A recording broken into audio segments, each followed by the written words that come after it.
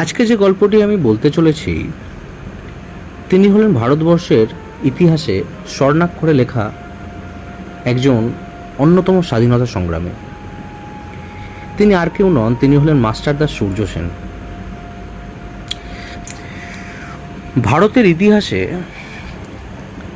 ভারতের স্বাধীনতা সংগ্রামের ইতিহাসে 1930 সালের চট্টগ্রামের যুবকদের বিদ্রোহ এক স্বর্ণোজ্জ্বল অধ্যায়। এই বিদ্রোহের মহানায়ক ছিলেন এমন একজন মানুষ যার চেহারা দেখে তার ভিতরের বারুদ অনুমানই করা ছিল অসম্ভব। তিনি ছিলেন এক সাধারণ অঙ্কের শিক্ষক, সূর্য সেন, যার স্নেহমাখা ডাকনাম ছিল মাস্টারদা। খুব সাধারণ, শান্ত এবং রোগাটে চেহারার এই মানুষটির ভিতরে ছিল দেশপ্রেমের এক দাউদাউ করা আগুন। তিনি বিশ্বাস করতেন ব্রিটিশদের ভারত থেকে তাড়াতে হলে শুধু আবেদন নিবেদনে কাজ হবে না, চাই সশস্ত্র সংগ্রাম। মাস্টারদা সূর্য সেন গভীরভাবে আয়ারল্যান্ডের স্বাধীনতা সংগ্রাম দ্বারা প্রভাবিত ছিলেন। তিনি বুঝতে পেরেছিলেন বড় কোনো আঘাত হানতে হলে সুশৃঙ্খল বাহিনী প্রয়োজন। তিনি তাই চট্টগ্রাম স্কুল কলেজের কিশোর ও তরুণদের নিয়ে গোপনে একটি দল গঠন করেন। আর এই দলে ছিলেন অনন্ত সিং, গণেশ ঘোষ, লোকনাথ বল, অম্বিকা চক্রবর্তী, নির্মল সেনের মতো সাহসী যুবকরা। আর পরবর্তীতে যুক্ত হন প্রীতিলতা ওয়াদ্দেদার এবং কল্পনা দত্তের মতো বীরাঙ্গনারা। মাস্টারদার নির্দেশে তার এই বাহিনী শারীরিক কসরত, লাঠি খেলা এবং বন্দুক চালনার প্রশিক্ষণ নিতে থাকে। তারা তাদের দলের নাম দেন ইন্ডিয়ান রিপাবলিকান আর্মি চট্টগ্রাম শাখা। মাস্টারদা এক অসম্ভব পরিকল্পনা করলেন। ব্রিটিশ সাম্রাজ্যের এক গুরুত্বপূর্ণ শহর চট্টগ্রামকে ব্রিটিশ শাসন থেকে সম্পূর্ণ মুক্ত করতে হবে। তার পরিকল্পনা চারমুখী: পুলিশের অস্ত্রাগার লুণ্ঠন করা, ব্রিটিশ অক্সিলিয়ারি ফোর্সের অস্ত্রাগার দখল করা, টেলিগ্রাম ও টেলিফোন অফিস ধ্বংস করে সারা দেশের সাথে চট্টগ্রামের যোগাযোগ বিচ্ছিন্ন করা, রেল লাইন উপড়ে ফেলা যাতে বাইরে থেকে ব্রিটিশ সৈন্য আসতে না পারে।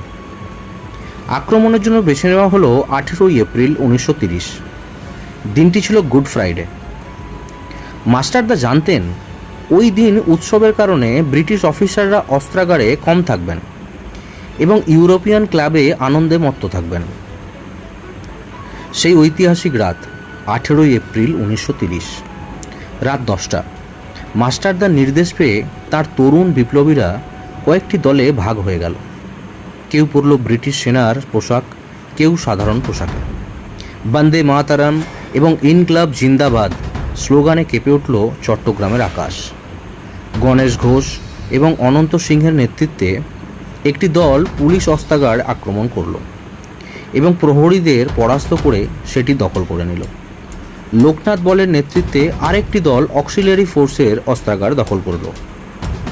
টেলিফোন ও টেলিগ্রাফ ভবন পুড়িয়ে দেওয়া হলো এবং রেল লাইন উপড়ে ফেলা হলো। কয়েক ঘন্টার মধ্যে পুরো চট্টগ্রাম শহর ব্রিটিশদের হাতছাড়া হয়ে গেল। মাস্টারদা সূর্য সেন জাতীয় পতাকা উত্তোলন করলেন এবং স্বাধীন ভারতের অস্থায়ী বিপ্লবী সরকার গঠনের ঘোষণা করলেন। বিপ্লবীরা প্রচুর বন্দুক ও মেশিন গান পেলেও অন্ধকারে সেগুলোর গুলি বা কার্তুজ খুঁজে পাননি। ফলে ভারী অস্ত্রগুলো তাদের কাছে অকেজো হয়ে পড়ল। অস্ত্রাগার দখলের পর বিপ্লবীরা জানতেন ব্রিটিশ বাহিনী বিশাল সৈন্য নিয়ে ফিরে আসবে। তাই মাস্টারদা তার বাহিনীকে নিয়ে চট্টগ্রামের শহর ছেড়ে জালালাবাদ পাহাড়ে আশ্রয় নিলেন। 22 এপ্রিল 1930 হাজার হাজার সশস্ত্র ব্রিটিশ সৈন্য এবং মেশিনগান নিয়ে জালালাবাদ পাহাড় পুরো ঘিরে ফেলল। পাহাড়ে আশ্রিত বিপ্লবীদের সংখ্যা ছিল মাত্র কয়েক ডজন এবং তাদের ছিল শুধু পুরনো মাস্কেট রাইফেল। শুরু হলো এক বীভৎস যুদ্ধ। কিন্তু তরুণ বিপ্লবীরা সেদিন যে অসীম সাহসের পরিচয় দিয়েছিলেন তা ইতিহাসে বিরল। ব্রিটিশদের ভারী মেশিনগানের গুলির সামনে বুক পেতে দিলেন কিশোর বিপ্লবীরা। এই যুদ্ধে টেগরা বল মানে হলো লোকনাথ বলের কিশোর ভাই সহ 12 জন বিপ্লবী শহীদ হন। অন্যদিকে বিপ্লবীদের পাল্টা গুলিতে প্রায় 80 জনেরও বেশি ব্রিটিশ সৈন্য নিহত হয়। রাতের অন্ধকারে মাস্টারদা তার অবশিষ্ট বাহিনীকে নিয়ে পাহাড় থেকে নিরাপদে সরে যেতে সক্ষম হলেন। জালালাবাদ যুদ্ধের পর শুরু হলো মাস্টারদার আত্মগোপনের জীবন। ব্রিটিশ সরকার তাকে ধরার জন্য হাজার হাজার টাকার পুরস্কার ঘোষণা করলো, কিন্তু মাস্টারদার সাধারণ কৃষকের ছদ্মবেশে এক গ্রাম থেকে অন্য গ্রামে ঘুরে বেরিয়ে তার সংগঠন চালাতে লাগলেন। এই সময় তার নির্দেশে প্রীতিলতা ওয়াদ্দেদারের নেতৃত্বে ইউরোপিয়ান ক্লাবে সফল আক্রমণ চালানো হয়। কিন্তু 1933 সালের 16ই ফেব্রুয়ারি ঘটল চরম বিশ্বাসঘাতকতা। গৈরালা গ্রামে নেত্রসেন নামক এক ব্যক্তির বাড়িতে মাস্টারদা লুকিয়েছিলেন। মাত্র কয়েকটি টাকার লোভে নেত্রসেন ব্রিটিশ পুলিশকে খবর দিয়ে দেয়। পুলিশ এসে বাড়ি ঘিরে ফেলে এবং মাস্টারদাকে গ্রেপ্তার করে।